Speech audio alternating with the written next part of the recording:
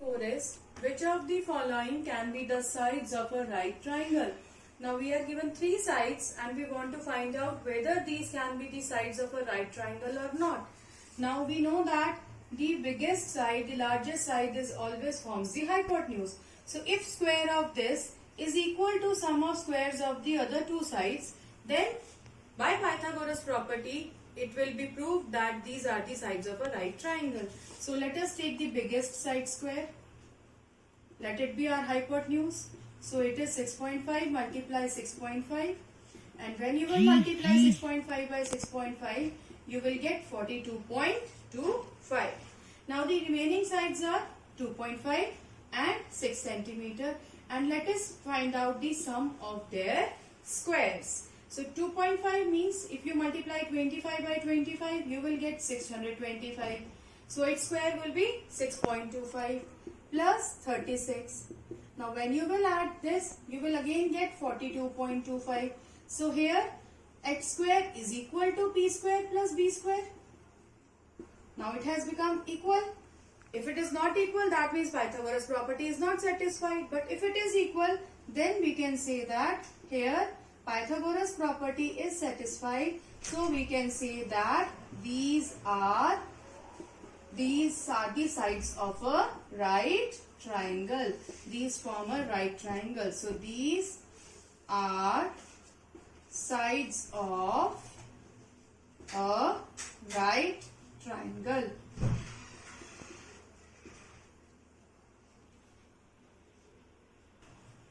Now see second part.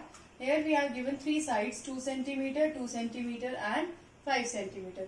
Let us take the greatest one. It is 25. Let us take the sum of squares of other 2. Now it is 4 plus 4, that is equal to 8. So here if we assume this as hypotenuse, then hypotenuse square is not equal to base square plus perpendicular square. So we can say that Pythagoras property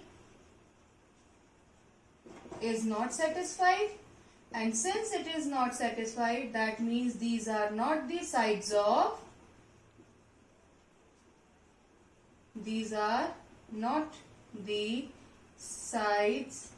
of right triangle. Again, if you apply triangle inequality property, in fact this triangle is not possible. Now third part, you will do yourself on the same lines. Now, in question number 4, first part, we found that these are the sides of a right triangle. So further the question is, in the case of a right angle triangle, identify the right angles.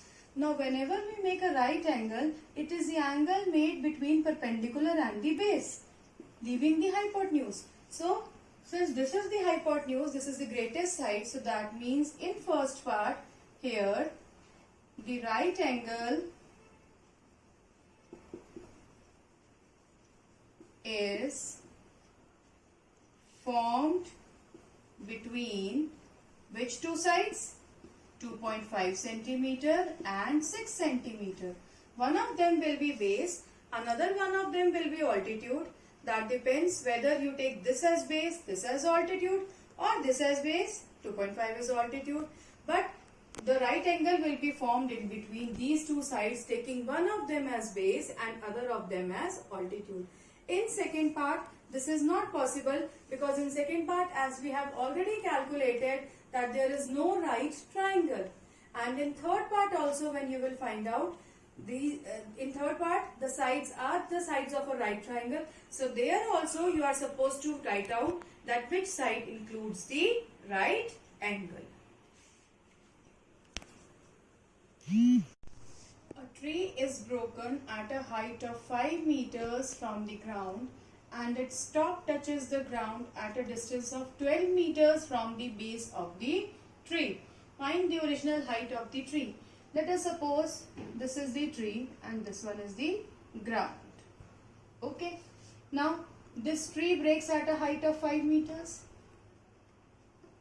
and when it will fall on the ground, it will fall like this. and its top touches the ground at a distance of 12 meters from the base. Find out the original height of the tree.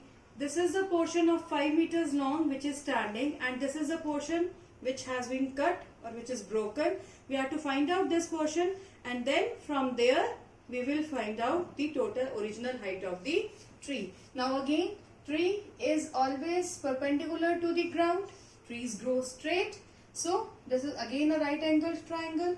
So let us apply Pythagoras property. Remember, we can apply Pythagoras property only in a right angle triangle. So h square is equal to p square plus b square. Now let us find out the h square from here. P is 5. So it is 5 square plus 12 square. 5 square is 25 and 12 square is 144, making it a total of 169. And you know which number square is 169? Yes, it is 13 square. So h comes out to be 13 meter. Now this one is 13 meter, the broken part, and the part which already stands is of 5 meter. So what is the total height of the tree? So total height of tree is equal to 13 meters plus 5 meters equal to 18 meters.